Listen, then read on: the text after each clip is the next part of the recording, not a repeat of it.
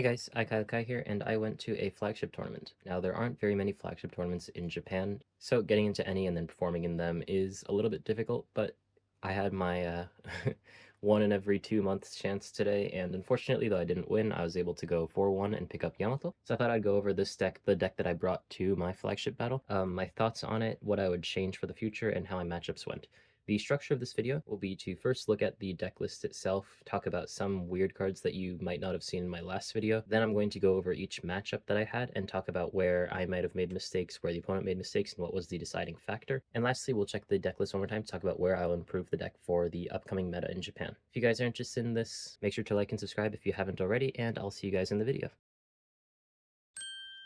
There were requests for the text version of the deck list. As such, I'll put it here. It's a bit unorganized. I'll try to find a better way to show it, but for now, these are just the numbers, and hopefully this will help you find the cards that you need. In my previous Red Purple Luffy video, you saw that I was experimenting with the event, and the event was actually very good today, but I want to talk about, first of all, the cards that weren't in the video, and that would be the 1-cost Robin and the 5-cost Sangoro. The reason why I put in these cards was because the 1-cost Robin is actually very good against things like Lucci, which has been coming up recently if you've seen my meta recap, and also it's very good against the Mirror as well as Purple Luffy, as people are putting in the 4-cost Blancle to combat Red Purple Luffy. Sangoro, on the other hand, was absolutely useless, and do not copy this list. I hate this card now. My theory was that in a world where I'm going first, and I managed to go something like Nami into Zorojiro on 3, then the next turn where I ramp, I'll be at 5 or 6 don, depending on if I decide to put a don on Zorojiro or not. And my idea was that on this one turn, I have extra space where I could play something like Sanji, because I don't particularly want to play Bunkley, nor do I want to play Queen, because I'd end up having to choose to not use the effect so that I can manage to get to 9 next turn. As such, the choice was either between Sangoro and Yasop, and I think between these two, Sangoro is better. The reason for this is because the main reason that you would want to go to 7,000 on this turn is to deal with the Doflamingo matchup. However, on this turn, the opponent will not have hit you because on 4 they would play a 4-cost 6,000 presumably, and then on 6 they would play Hancock and then 7,000 leader into leader effect. Therefore, they're still hitting you at 7,000 regardless, and you generally want to take your first life. So regardless, you'll be taking the first life. So essentially what you're doing is denying the 4-cost 6,000 attack from turn 2. As such, Yasop is only effectively 1,000 counter, and I thought that Sangoro, which can kind of cycle through your deck from the next turn and become a target that the opponent's forced to clear, could be more annoying, so I tried to use Sangoro. However, this is an extremely high rolly combo, and generally if I'm in a situation where I can go Nami into Zorojiro, then this turn's allowed to be weak because my turns after that are so strong.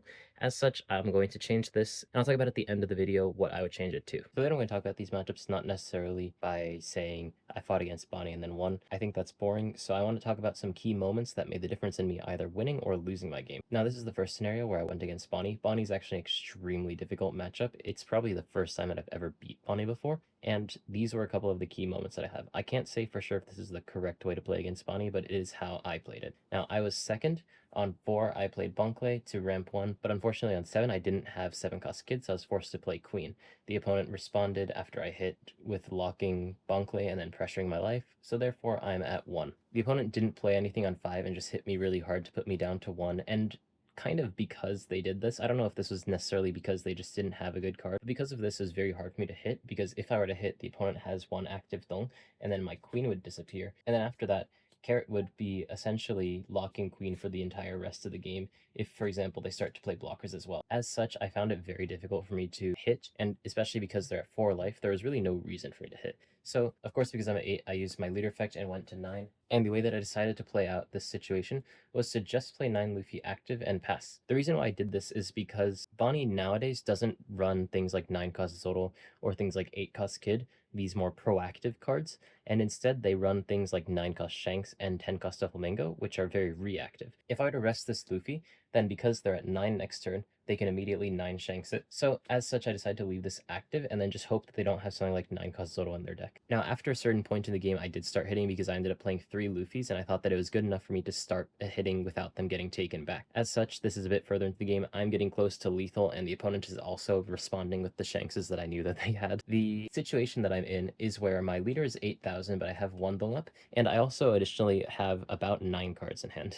It's very hard for the opponent to go for lethal here, but I know that I have enough counter to, even if he were to hit with 11,000 leader and then 21,000 leader, I would still win. So therefore, My thinking was that no matter what, I just need to make it so that they go for lethal, so that they don't have the chance to defend the next turn where I'm planning to play Nika. I was in a spot where mathematically I would win regardless of if they played 9 cost Shanks, because if they played another 9 cost Shanks and took this and then left one Dong, I would still have enough damage from the 10,000 leader, although this one would get rested, then playing Nika, 7,000, the extra turn, 10,000, and then 12,000 was almost guaranteed to go through unless they had all 2,000 counters in their hand. As such, I was thinking I would be fine if the opponent played Shanks. The one card that would prevent my lethal is if they were to play 5 cost Bonney. However, they did have 5 cost Bonney. What they ended up doing in the situation was going 13,000 to leader, and then I took this, of course, because I knew that I could defend any combination of attacks. And then they decided not to get baited, unfortunately, and go 13,000 leader. After this, they decided to play Bonney, lock one of my Luffys, and then end with one Dong active. In this situation, if the opponent were to just hit with 12,000 with Shanks, for example, and leave up 2 Dong, I physically cannot win because Bonnie's effect can be used on my extra turn again after I play Nika. As such, if they were to leave up 2 Dong, I would lose. And because they only left up 1 Dong, I won because I had enough attacks barely to go through their blocker as well as their life with the attacks that I had. Now in game 2, I went against iKailaKai. I was in a very difficult spot because Luffy is at 9,000 power right now, but he only has 3 cards in hand. However, because he has 3 sub on the board, it was quite difficult for me to try to find lethal in this situation, although I needed to go for it because I had no more resources. Sorry, Morio was rested. The tricky thing in this situation was that I actually had 2 Usohachi in my hand, and the 2 Usohachi would rest the 2 sub, which means that with the remaining 4 Dong, if I just go 11, 11, 12, it's guaranteed to go through. I almost threw it because I top decked 10 cost Nika. Now, in this situation, if I were to have played the 10 cost Nika, if I were to hit with 10, 10, 10, and then Luffy, obviously I can't hit with this because the leader's at 9,000 still on this turn. If the opponent can defend these attacks with their hand, then regardless of my next turn being 10,000 with Luffy and then 12,000 with Nika, I still wouldn't be able to go through. As such, the correct play was to play Usohachi twice, and thankfully I was able to find that, but I almost messed it up due to the fact that I got really hyped by the top deck Nika. Against Doflamingo is actually an extremely dire spot. Now, I don't remember exactly where the dome was, but this was the board state. I played 9 cost Luffy the turn before, but it was red rocked, and my counter in my hand was extremely low. As such, the opponent was in a situation where they could just keep hitting me, and I was in a situation where I had the choice to either play Luffy or Newgate.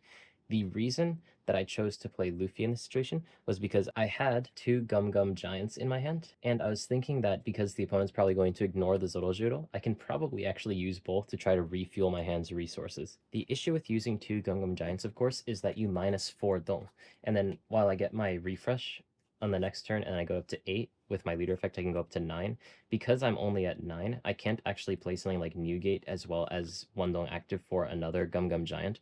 However, because the opponent ignored Zorojuro, I was able to attack for 4,000 into nothing to just get the one Dong active. And this of course was enough for me to play Newgate and have one Dong active for the Gum Gum Giant.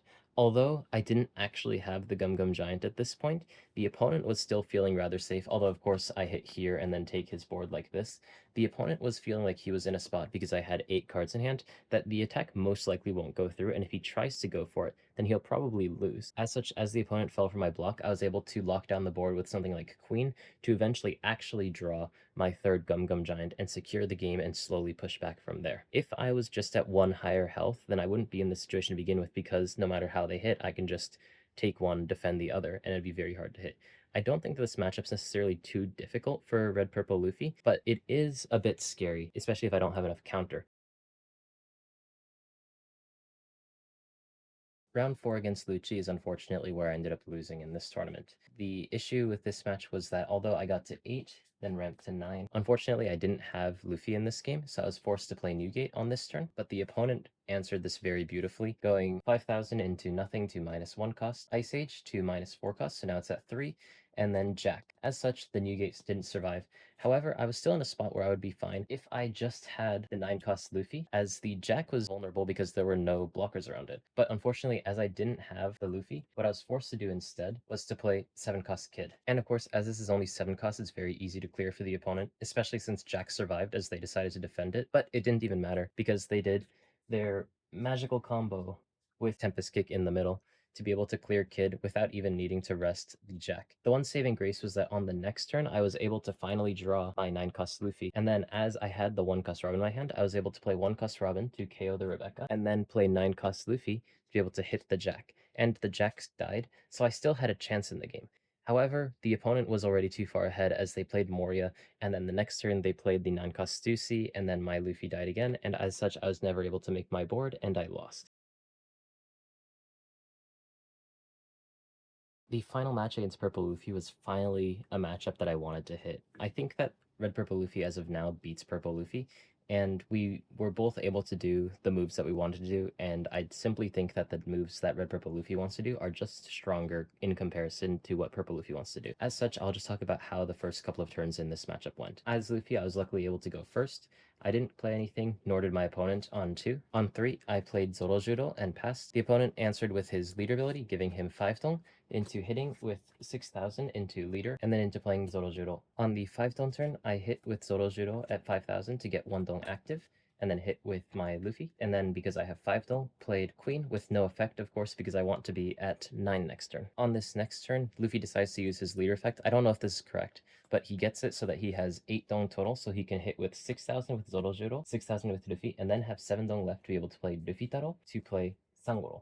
Now, while this is a very strong move, against Luffy, who's going to be at 9 dong next turn, it's not actually that much of a problem because I'm still at 2 life due to being able to defend these attacks quite easily. As such, with the 9 dong with my leader ability on the next turn, simply all I have to do is play 1 Luffy to take out the Zorojuro, and then the next turn when the opponent does something similar and rests these things, if I play 1 more Luffy, I'm going to be permanently hitting at a higher power than the opponent the entire game. As such, I won against Purple Luffy, and I ended up going 4-1, securing the Yamato. Hey guys, and welcome back to my kitchen. Now, I didn't necessarily think that this deck was bad. However, due to me taking out Onami and putting in Sangoro, it made a lot of the things in this deck very awkward. The reason for this is because generally if you're going to play Queen, you're going to want to play Queen plus 1 more Queen or Queen into Onami, and this is quite easy if you do have Onami in the deck. As such, because I took out the Queen, the best you could do with Tendong and Queen in your hand was Queen into Sangoro, which felt pretty bad. So I think that the adaptation to make here is to simply just put Onami back in. Although I don't love this card because it's only really effective on this specific turn, it's just extremely strong on this turn. And the one other thing was I was having some trouble with counterless cards, so I think the adaptation for now to make one of the search events into one of the 0-cost events. In this way, we don't have the issue of the 1-cost event getting stuck in our hand. As such, this is how I would construct the deck for now, and of course this may change, but I think because I've put out a couple of Red Purple Luffy videos in a row, that maybe you won't see this for at least a couple of videos. Anyways, I hope that you guys enjoyed this video. Let me know what you thought. If you guys are interested in this, I'll make these sorts of tournament reports when I do go to these kinds of tournaments, as well as larger scale tournaments, such as championships. I hope that you guys enjoyed this. There's another video on the screen if you guys want to check that out, and I hope that I'll see you guys soon. See you.